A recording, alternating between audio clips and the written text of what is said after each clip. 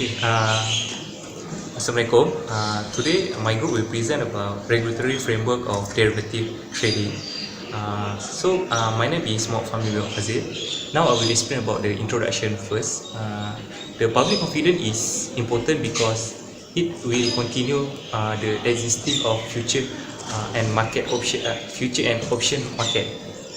If the investor not confident to the market, it will hinder the development of future and market option. Okay, now I will for the aim and regulation, I can divide it into the three. First is to promote a professional conduct.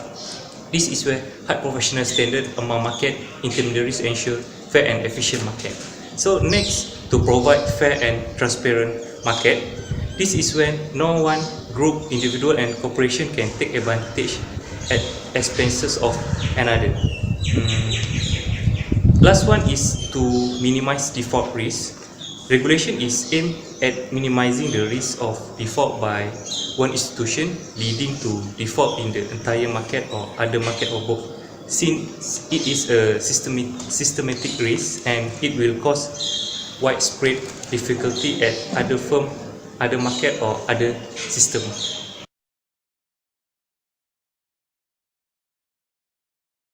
Hi everyone, my name is MUSTAKIM RAMLI and I will tell you about the structure of regulatory agency and also the Future Industry Act, that is FIA.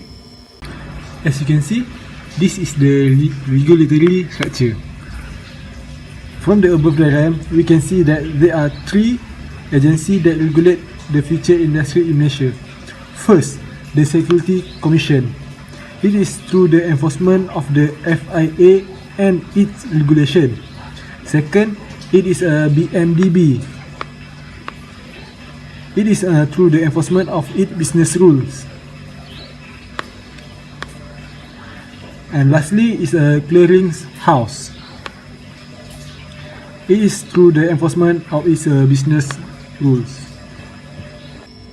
Okay guys, under the Future Industry Act, there is a power of Minister of Finance. First, the power of Minister of Finance is able to grant and revoke the approval of the exchange company and also the clearing house.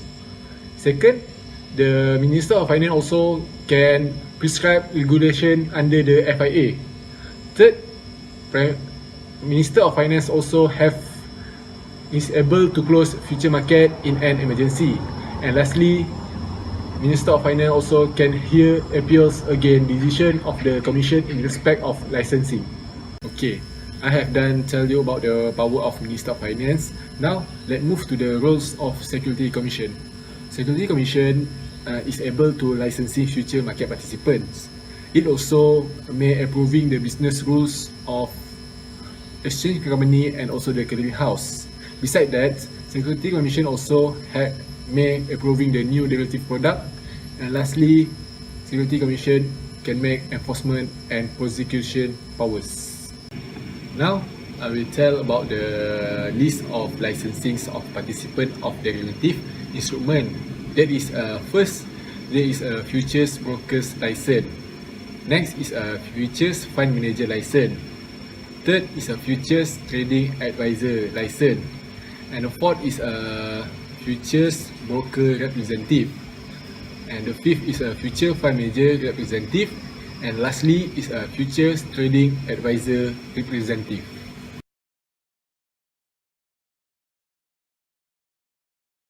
Next, we will move to the sixth style, which is first false trading, second is bucketing, third manipulation and cornering, fourth device to distort, fifth false of misleading statement, and then lastly abuse of information.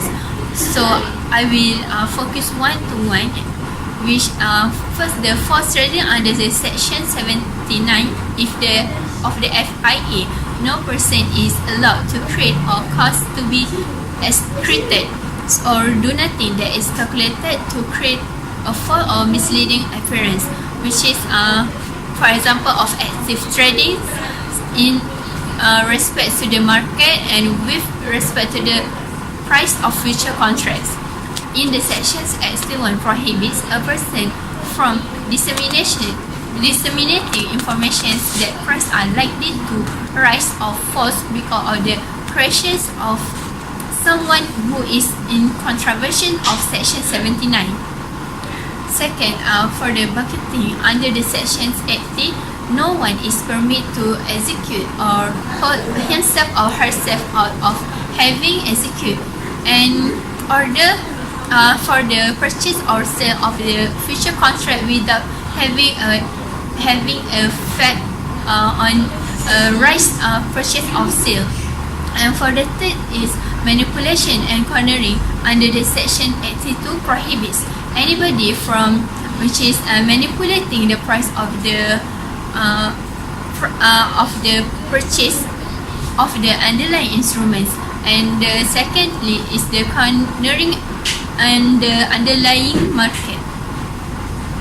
Third, that is reasonable to expect not to be disclosed except in that official capacities. Fourth, which they know is unpublished price-sensitive information, must not make use of that information to gain an advantage. Now, I will remove to the significance of fidelity funds. What is the significance of fidelity funds? Derivatives trading requires a margin payment. The FIA deals with the establishment and maintenance of a fidelity funds by an exchange company.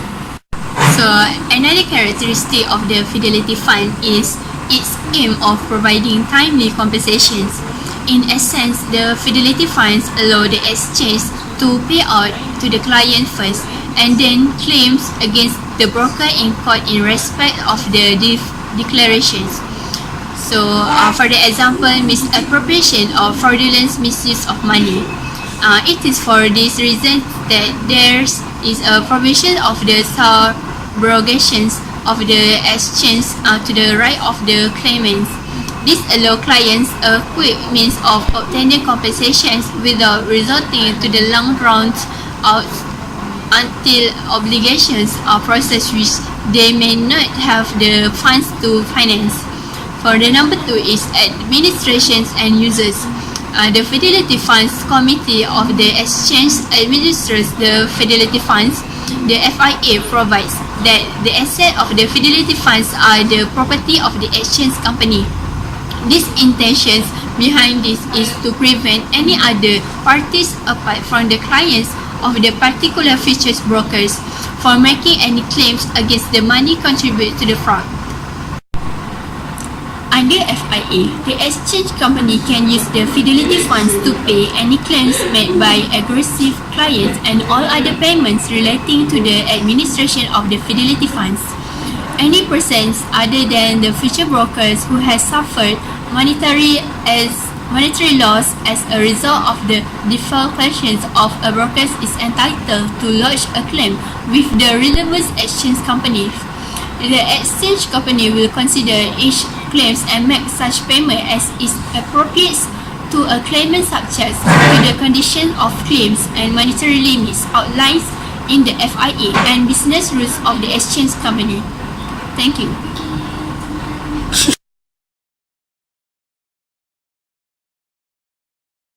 So we move to the BMDB as a regulator of exchange house. Okay, as you know, BMDB is a Pusat Malaysia Derivative Berhad. It's a single operator of derivative. Okay, BMDB is trading in Malaysia that regulated by British Commission. The BMDB was formed by the merger of Comex and Mofi. Okay, so the merge between these two body become a BMDB.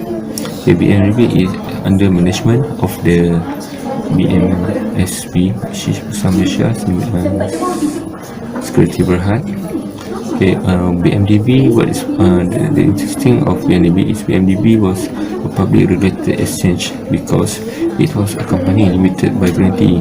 So the regulator have an authorized member of BMSB. So we move to the business role of BMSB. Okay, BMSB is work as a clearing house or operator. Okay, BMDB has its own business rules that govern the conduct of its member relating to the trading of derivative securities in Malaysia. Here is their objective of BMDB. Okay, firstly, BMDB want to create smoothing functioning of the market.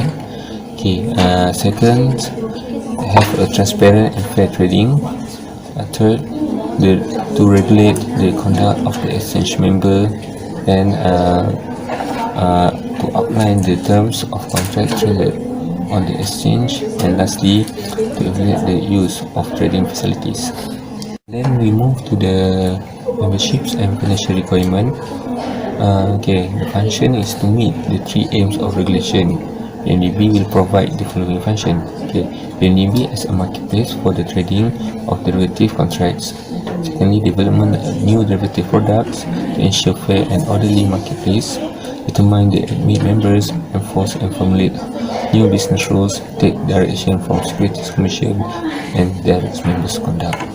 Move to the BMDC as a regulator of clearing house. Okay, all financial features and option contracts traded in Malaysia are cleared through the Bursa Malaysia Derivative Clearing, or known as Malaysian Derivative Clearing House, which is BMDC.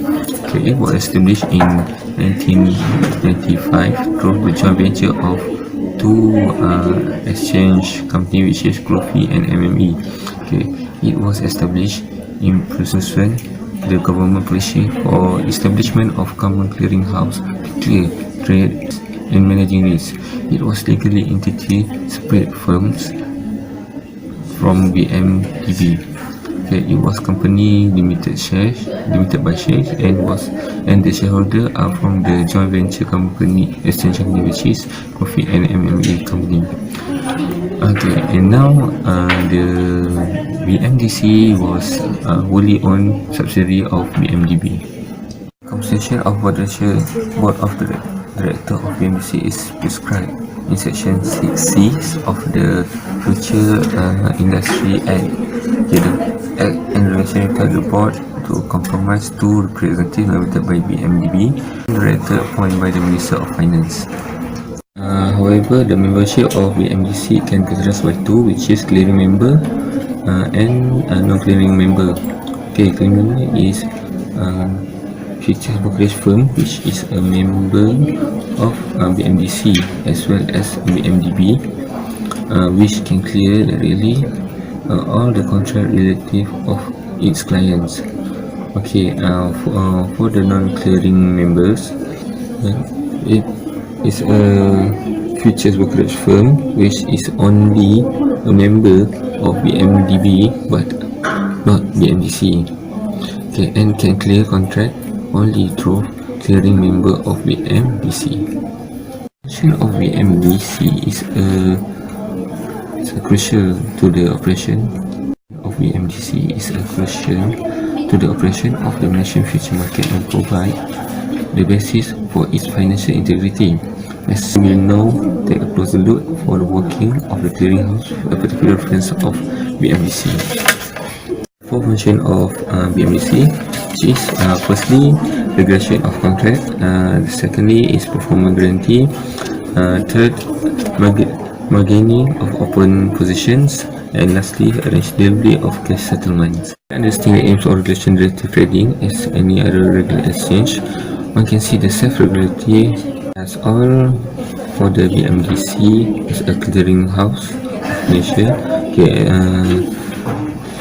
even though derivative are leveraged investment, the participants are well protected by BMDB and financial obligation of counterparties as well as managed by BMDC. That's all from us. Thank you.